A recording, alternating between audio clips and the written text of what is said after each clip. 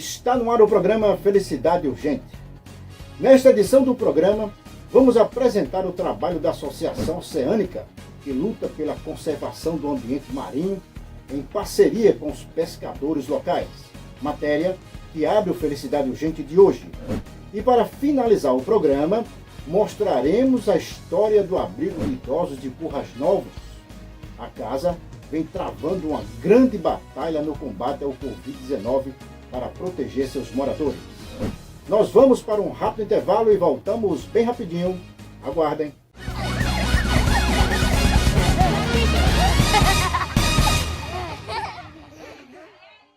Vidros levantados e pessoas isoladas. Todo mundo se fecha no seu carro. Todo mundo vive com pressa. As pessoas estão sempre atrasadas. Mas parece que sempre falta alguma coisa. Eu sei que não é muito, mas hoje eu quero fazer desse Natal um Natal especial. Aqui, só pode pegar. Não, totalmente de graça. Não, tá não. Obrigado.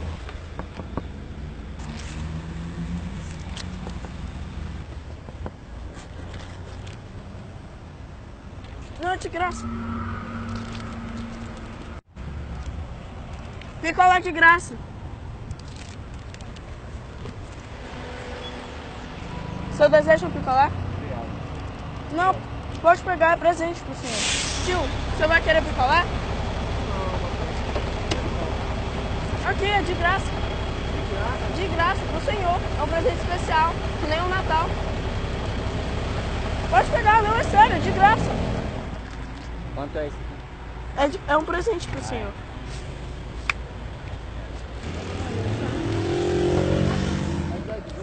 Sim, De graça? de graça. Hã? Pro senhor, presente. Não. Hã? De graça? Presente pro senhor. É? É um presente. Presente de Natal. Que o mundo ultimamente está precisando de mais amor. Você aceita o picolé? Poxa, obrigado. Não, é totalmente de graça. De graça? É presente pro senhor. Sério? Por quê? O Natal foi um presente de graça pra gente. Esse é o meu presente especial pra você. É. Você pode me dar só um abraço, por favor? Pronto, na hora. Sério? Muito obrigado, tá? Obrigado. Um abraço. Você quer de quê? Morango, cupuaçu, abacate? Morango. Você tá doando? O Natal foi um presente de graça pra gente. Esse é o meu presente especial pra você. Gente, um abraço. Obrigado. Vou desejar um Feliz Natal, tá, meu? Feliz Natal igualmente. O Natal é um presente pra gente. Um presente que nunca merecemos, mas que por amor recebemos. Que no seu Natal nunca falte amor, pois o próprio amor se fez criança e trouxe pra gente esperança. Feliz Natal pra você.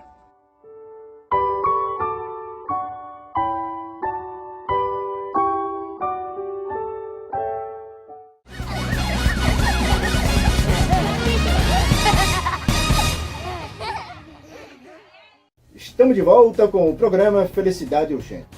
Olha, a preservação do ambiente marinho é o grande objetivo da Associação Oceânica. O grupo luta pela preservação ambiental e, nesta guerra, eles encontram nos pescadores locais fortes aliados. Juntos, eles estão trabalhando na estruturação dos campos de pesca e na conscientização da manutenção e conservação do mar. A nossa repórter Ananda Braga conversou com Joane Batista, geógrafa e educadora popular da Oceânica. Acompanhe a entrevista na tela.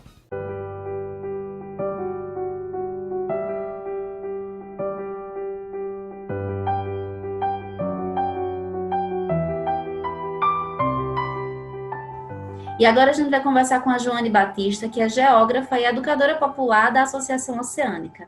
Joane, seja muito bem-vinda ao nosso programa. E eu queria que você já começasse explicando para a gente um pouco sobre o trabalho da Oceânica, né? Qual é o trabalho que vocês desenvolvem aqui no nosso estado? A Oceânica é uma organização da sociedade civil que já vem atuando na nossa costa potiguar há 18 anos.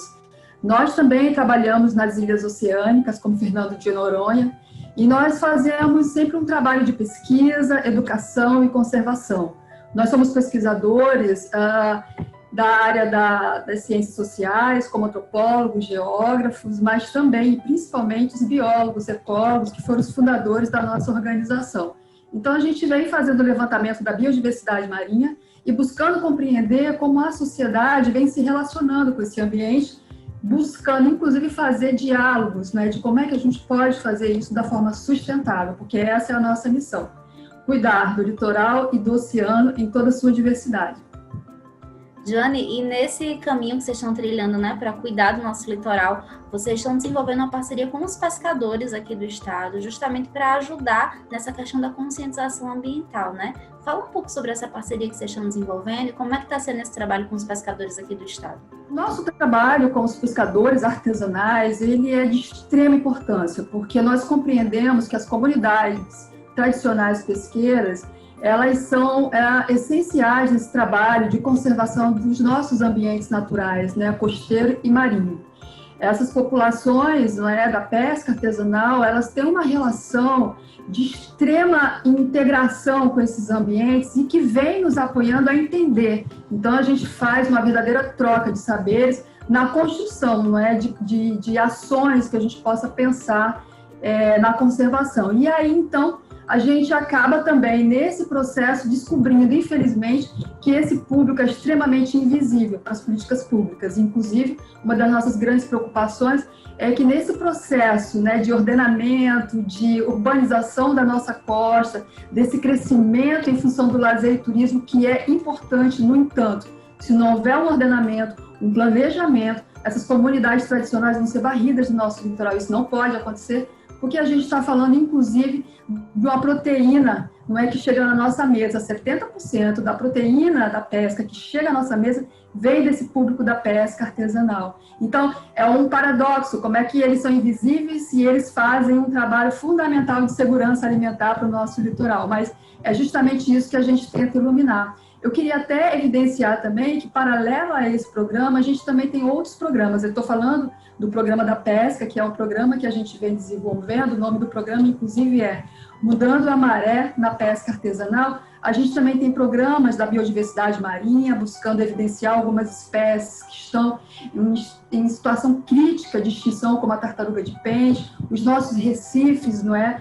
Também na nossa costa. Então, a gente vem sempre tentando fazer com que dialogue esses programas e outras ações também, como realizações de espaços de diálogos, para que a gente possa fazer fórum de diálogos, como é que a gente pode ocupar a nossa costa de forma justa, socialmente e ambientalmente. Joane, dentro desse trabalho com a pesca que vocês estão realizando, vocês também estão tentando, como você falou, né, a questão da estruturação dos ranchos de pesca, né? Principalmente lá de Tabatinga. Fala um pouco também sobre esse trabalho de vocês lá em Tabatinga e como que seria, né, um rancho de pesca ideal para o trabalho desses pescadores aqui no estado. Uma das formas de regularização do território da pesca, que é um dos focos de trabalho da Oceânica, é um trabalho junto ao patrimônio da União, que é o termo de autorização de uso sustentável para as comunidades tradicionais. Então, as comunidades tradicionais no Rio Grande do Norte, da pesca, a gente vem se organizando junto às colônias para fazer esse diálogo junto ao patrimônio da União, que está sendo extremamente sensível em abrir esse diálogo e começar a fazer o reconhecimento desses ranchos de pesca. Mas o que é o rancho de pesca? O rancho de pesca são espaços, muitas vezes centenários, que veio junto com a ocupação do nosso litoral, né? As primeiras populações que chegaram no nosso litoral foi a partir dessa atividade econômica da pesca e também da agricultura de subsistência, uma complementava a outra. Então, as nossas praias eram repletas de ranchos de pesca para apoiar essa atividade, e que eu queria até fazer uma observação. Além de uma atividade econômica, são práticas sociais e culturais de extrema importância para a nossa história dos povos do litoral, e nós somos povos litorais. A gente está falando dos nossos ancestrais, aí, dos indígenas e aí dos povos que vieram da África, enfim.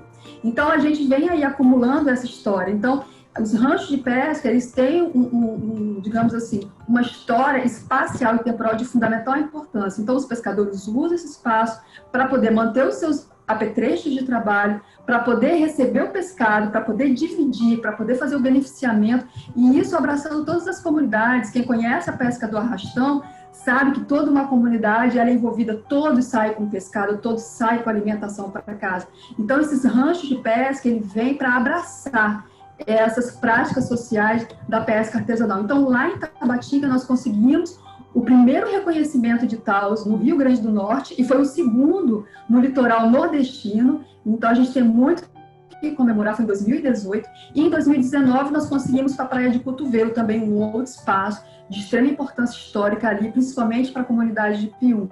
Então, agora, nesse momento, a gente conseguimos um recurso através de edital aberto pelo Fundo Socioambiental Casa e conseguimos recursos para fazer as melhorias. Então, a gente está com um trabalho incrível de oficinas com duas importantes arquitetas nesse processo, dialogando com os pescadores como eles usam.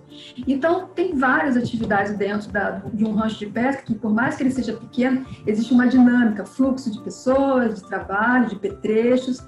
Então, tanto de embarcações, a cordas, a motores, redes, né? Então, tudo isso está sendo dialogado para que a gente crie um espaço para melhorias das condições de vida e trabalho. E a nossa intenção é estender isso para toda a costa, com o trabalho realizado junto às colônias, que são representações importantíssimas da pesca artesanal, e os pescadores. Jane, outro ponto fundamental da gente falar é que essa comunidade vem passando por um momento de sofrimento, né? Foram várias situações complicadas para eles poderem estar convivendo. Teve o derramamento de petróleo no ano passado, esse ano toda essa crise de Covid. Eu queria que você explicasse para a gente como é que eles estão passando por esse momento, quais são as principais necessidades nessa fase de dificuldade, né, que eles vêm passando. O derramamento de petróleo, ele aconteceu em setembro, não é, do ano passado. E esse público da pesca, ele vem sendo impactado até esse momento. Vem a Covid em março, oficialmente, e também se sobrepõe. Então, são duas crises que esse público vem sendo impactado. Então, o que acontece? Com o derramamento de petróleo, a gente teve aí uma situação extremamente calamitosa para esse público, porque eles não conseguiam vender o seu pescado. E quando vendiam, o preço, ele caiu absurdamente, porque tiveram pessoas que se aproveitaram da situação, né? Então, jogando lá para baixo o valor do seu pescado. Então, eles ficaram sem renda. Houve o auxílio emergencial do petróleo, do governo federal, só que ele não atendeu a todos os pescadores. E eles mandaram, inclusive, esse auxílio para um cadastro que estava desatualizado. Então, até agora, esse público, ele está resistindo de uma forma muito dramática.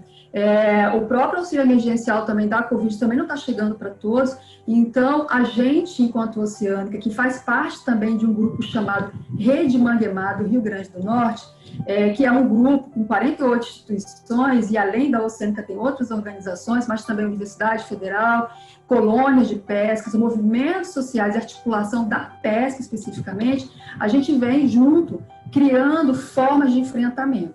Então, a gente está falando desde campanhas, não é, de doação, cesta básica e materiais de higienização, o básico a gente estava conseguindo, né, suprir. Joane, como é que essa comunidade de pescadores reage ao trabalho de vocês? Vocês já conseguiram, né, captar aí algum resultado concreto desse trabalho? Quais são os resultados que vocês estão conseguindo ter? Então, Ananda, a Oceânica e a Rede Manguemar vem fazendo um trabalho muito próximo à pesca. Então, nós normalmente trabalhamos em cima das demandas da pesca artesanal. Por exemplo, a Rede Manguemar. O que é a Rede Manguemar? A Rede Manguemar, na verdade, ela nasceu de um trabalho de base da Pastoral da Pesca em âmbito nacional. Então, a Rede Manguemar, ela começa aí com as associações, colônias de pesca e pescadores junto com a Pastoral da Pesca, tentando evidenciar os conflitos socioambientais que esse público vem sofrendo ao longo do nosso litoral. Então, a gente, Oceânica, quando a gente entra na Rede Manguemar, a gente está muito mais na escuta desse público das populações tradicionais do que a gente, como pesquisador, pautando algum tipo de pesquisa, entende? Então, o nosso trabalho é dialogar com essas demandas, que são demandas essenciais para a gente poder pensar na conservação, porque a gente não pode pensar o ambiente natural como se ele estivesse isolado. A gente está falando de uma grande integração. Então, a gente está falando do ambiente, realmente, sociedade e esses bens naturais. Então, esse diálogo tem que ser necessário. Então, a gente Oceânica e Rede Manguemar trabalha a partir da escuta do que o público, né, das comunidades tradicionais nos traz. Então, o tempo todo a gente está dialogando com as demandas deles.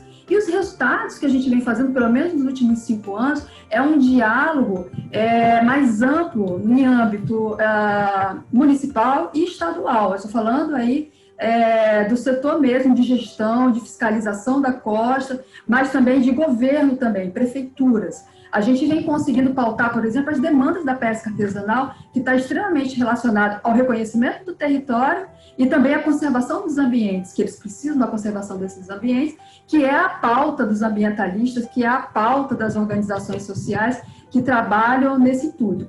Então, a gente vai se alimentando e os resultados por exemplo, hoje a gente faz parte de um grupo de trabalho na construção de um projeto de lei para o desenvolvimento da pesca no Rio Grande do Norte. Então, quem é que está lá? Praticamente todos nós da Rede Manguemar, desde organizações sociais, da sociedade civil, como as colônias, associações da pesca artesanal.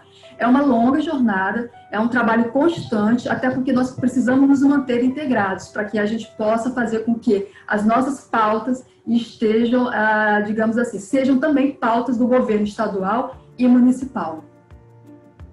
Perfeito. Eu queria agora que você explicasse para a gente como que a sociedade pode ajudar, né, nessa causa. Como que a gente pode estar doando, como é que a gente pode estar ajudando, se tem algum rede social, e-mail, site, né? Como que as pessoas podem continuar acompanhando o trabalho de vocês e entrando em contato para fazer essa doação?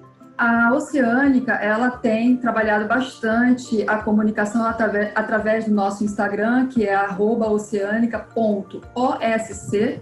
E também quem quiser conhecer um pouco mais dos nossos trabalhos e as nossas publicações também, porque a gente também tem um trabalho de pesquisa que a gente precisa dialogar com a sociedade sobre a biodiversidade marinha e como é que a gente deve e pode se relacionar com ela. A gente que está na Rede Manguemar, a própria Oceânica, vem tentando compor conselhos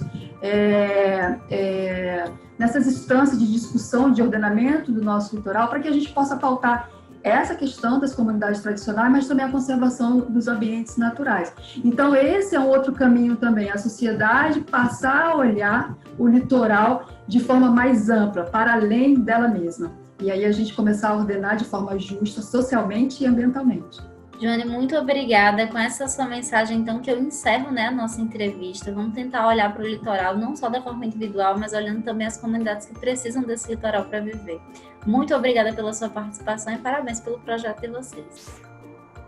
Gratidão, gratidão mesmo. E a Oceânica sempre se coloca à disposição para poder estar fazendo algum tipo de esclarecimento ou, enfim, ampliar o nosso trabalho no nosso litoral. Olha, é muito importante esse trabalho de educação ambiental para que haja conscientização ambiental como forma de garantir a existência digna das gerações humanas presentes e futuras e também o equilíbrio dos ecossistemas terrestres e marítimos. Parabéns a todos. Para continuar acompanhando as atividades da associação, acesse @oceanica.osc ou entre em contato pelo telefone 99820-8720. E no próximo bloco você vai conhecer a luta do abrigo de idosos de Currais Novos no combate ao Covid-19. Depois do intervalo, eu volto já.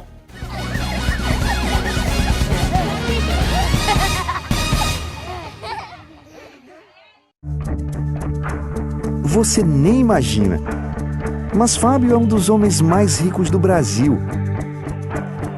Ele tirou a sorte grande e, como prêmio, ganhou a chance de continuar vivo. Fábio encontrou um doador de medula óssea compatível. Para que outras histórias terminem assim, seja você também um doador de medula. Procure o Hemonorte, uma campanha Assembleia Legislativa.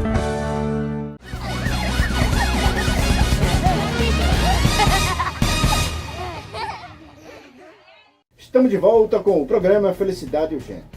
Olha, o Covid-19 vem acumulando vítimas em todo o país. Um dos locais mais ameaçados pela doença são os abrigos de idosos, o maior grupo de risco. Em Currais Novos, o lar da cidade estabeleceu uma verdadeira guerra contra o vírus. Alguns idosos ficaram doentes e a organização da casa precisou mobilizar toda uma estrutura para evitar as contaminações. todo esse processo só foi possível com a solidariedade de muitos. Veja na entrevista.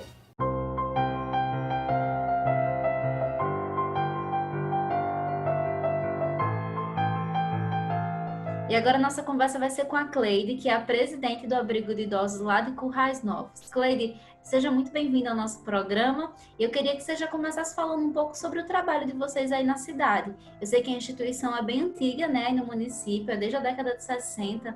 Fala um pouco sobre as transformações que vocês viveram nesse período e como é que vocês estão trabalhando hoje.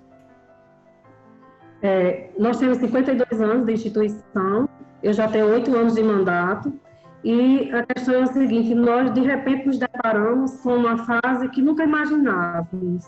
Então, assim, nunca tinha, com todas as dificuldades que vivenciamos, questão de problemas de saúde, de assistência médica, mas o Covid foi como foi para o mundo inteiro, né? Foi uma surpresa desagradável, muito difícil de nós nos caracterizarmos, nós adaptarmos ele dentro da instituição, dentro da nossa vida de um modo geral. Então, é o seguinte, nós tivemos momentos difíceis, passamos 60 dias muito tranquilos. De início, no dia 25 de março, eu me reuni juntamente com o fisioterapeuta, com o administrador Francinaldo, Fernando, que é o meu marido, que também tem um trabalho voluntário lá, e nós fizemos tipo uma tarde com eles e fomos aos poucos demonstrando os cuidados com o vírus, que já tinha chegado no Brasil desde o final de fevereiro, e nós começamos perguntando se eles sabiam. Então, os que têm condições de televisão, de assistir alguma coisa, já tinham conhecimento. E, através disso, nós fomos repassando o que podíamos repassar e os cuidados. Então, como lavar as mãos, nós fizemos uma demonstração, alguns já sabiam, aquela forma que a televisão ajudou bastante, né? Que ele já tinha uma noção. E a partir dessas noções básicas, nós fomos comunicar as medidas. Hoje são mais de 30 idosos, né, que estão na casa. Vocês são uma instituição filantrópica, né? Uma instituição que também vive dessa ajuda de doação. Nós temos 33 idosos, 15 funcionários, mas eles são aposentados, eles deixam parte da aposentadoria, 60%, 70%, uns 60%, 70%. O restante, pelo Ministério Público, é obrigatório ficar depositado para o familiar ou para uma outra necessidade dele. É toda uma matemática para nós estarmos dentro das condições, mas eu ainda caracterizando a nossa instituição, no meu ponto de vista, eles têm uma boa condição. A outra coisa é o seguinte, o meu lado profissional é ligado à saúde, eu tenho uma clínica, e então, assim, muitos médicos amigos, então, faltou médico no posto, então eu já ligo ali para aquele meu amigo, dá para você atender uma idosa, tem 2 geriatras na clínica, uma idosa que não está bem, pode trazer. Então, assim, nós vamos vivendo da solidariedade, desses eventos e da ajuda federal. Nós entramos agora nessa verba que é para a ILPIs, para a Instituição de Idosos de Longa Permanência. E é uma quantidade boa, um valor razoável, mas o que acontece é que só pode ser usado para itens de pandemia. Então, assim, para aquisição de colchões, de suplementos, proteínas, medicamentos, não pode os que fazem parte da relação do SUS, mas pode travesseiro, lençol e EPI para os funcionários, que isso é muito importante. Como é que funciona a entrada desses idosos no lar? Como é que vocês fazem esse processo de seleção para determinar qual é o idoso que vai ficar com vocês? Como é que é esse trabalho? Olha, de início eu faço o possível para não ter rejeição. Por quê? Tu imagina, já vem, não vamos dizer rejeitado pela família, mas já não pode ficar com a família, por N motivos. E aí o seguinte, a instituição também não receber é uma situação assim que eu, como ser humano, eu faço o possível para acomodar, para receber. Agora, hoje eu estou, inclusive, me procuraram para uma idosa que ela se alimenta por sonda. Então, é preciso que eu tenha uma estrutura para receber essa idosa, para que não venha faltar nada para ela, entendeu? Então, assim, o que nós fazemos? uma triagem, um assistente social vai até o local, vai avaliar como é a idosa, o que ela precisa. Nós pedimos exames básicos para saber de diabetes, de hipertensão, como a idosa se encontra. Fizemos um POP, um procedimento operacional para a pandemia, para ser admitido durante o período da pandemia, onde nós temos que ter o teste COVID e que de início eles ficam 7 dias num localzinho, num quarto mais afastado um pouco, para não ter contato com os demais, porque o teste ele garante hoje, mas não garante se eu daqui a tantos dias eu vou desenvolver alguma coisa. Então, são essas as condições, mas é como eu estou te explicando, eu faço o possível para não rejeitar. É bom explicar aqui que o seu trabalho é voluntário na presidência da casa, mas como a senhora falou aqui, né, várias vezes a casa tem suas necessidades, precisa do dinheiro, precisa dessa ajuda financeira. Para quem está assistindo a gente, que quer ajudar, que quer fazer a sua doação, como é que as pessoas podem entrar em contato? E o que é que vocês mais precisam, né? Como é que as pessoas podem ajudar doando? Olha, no item de higiene pessoal, nós precisamos bastante. O sabonete líquido, porque o idoso é adequado que ele só use o sabonete líquido. O sabonete líquido, a colônia, o desodorante, fralda. É o nosso item mais dispendioso, o que nos onera mais e o de bastante uso.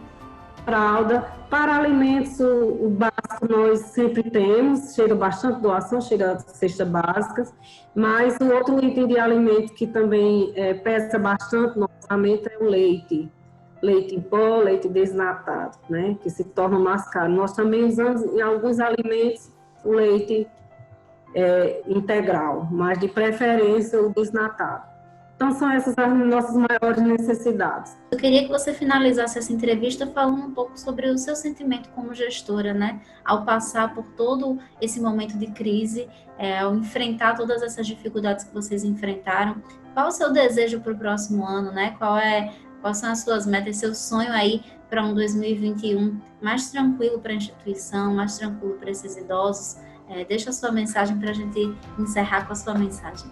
Nós esperamos para o próximo ano uma maturidade emocional própria da pandemia, que ela é como eu falei, eu não sei se foi com a maioria das pessoas, mas com muitos que tenham conversado, inclusive comigo, nós começamos a ver as situações por outro ângulo. A outra coisa é o seguinte, me dá uma angústia grande, o idoso, ontem tinha um senhor que ele queria andar na rua, então uma pessoa voluntária colocou no carro e foi dar uma circulada na praça. Então, que eu espero que nós possamos, o mais rápido possível, conseguir trazê-los para a comunidade, porque o sofrimento é muito grande. Eu não gostaria de vê-los passar mais por esse confinamento, mas o confinamento é necessário, é a garantia para eles. Nós fazemos de constrangidos, de coração partido, mas sabemos que estamos cuidando. E vamos continuar cuidando, se Deus quiser. Eu tenho Com certeza. Tenho a minha profissão bastante agitada, mas o que acontece é o seguinte, viver sem a solidariedade eu não consigo mais. Então, assim, que seja com eles ou que seja de outra forma, e eu digo às pessoas que estão me ouvindo, o sabor da solidariedade você só conhece se provar. Porque você começa a se sentir útil, o que você pode fazer por quem necessita. Então, é essa mensagem que eu deixo. Se você tem vontade de fazer algum trabalho voluntário, não importa qual seja. Hoje em dia, até online se faz bastante, né? Você sabe disso. E eu convido as pessoas para isso, para desfrutar dessa satisfação, que é você poder fazer, você melhorar a vida de alguém, não tem preço. Muito obrigada pela sua participação e parabéns pelo seu trabalho. E siga forte nessa luta, né? Siga firme, porque com certeza esses idosos precisam de você e a gente vai seguir vencendo essa grande batalha que é contra o Covid-19. Muito obrigada. Liso, para a TV, quando vocês precisarem de alguma coisa correlacionada a idoso, nós estamos à disposição para esclarecimentos, para relatar o nosso dia a dia. Tá? Muito obrigada por esse espaço. É muito importante nós divulgarmos, inclusive divulgar essa experiência que tivemos, né? Que no sofrimento nós conseguimos ficar de pé e estamos aqui enfrentando. Olha, nossa solidariedade para todos que perderam entes queridos nessa guerra contra o Covid-19. Desejamos muita força para todos que estão nessa luta contra a doença. Vamos seguir firmes e tudo isso vai passar. Nosso programa vai ficando por aqui, mas você pode mandar sua sugestão de pauta para o nosso e-mail, que está no seu vídeo agora. Anota aí, nucleofelicidade39@gmail.com. Desejamos para você um Natal repleto de amor e alegria, que o nascimento de Cristo possa despertar em todos os corações o sentimento de solidariedade durante todo o ano. Bandeira que temos a honra de sempre levantar aqui no nosso programa. Vamos manter o distanciamento social para que possamos vencer essa batalha contra o vírus.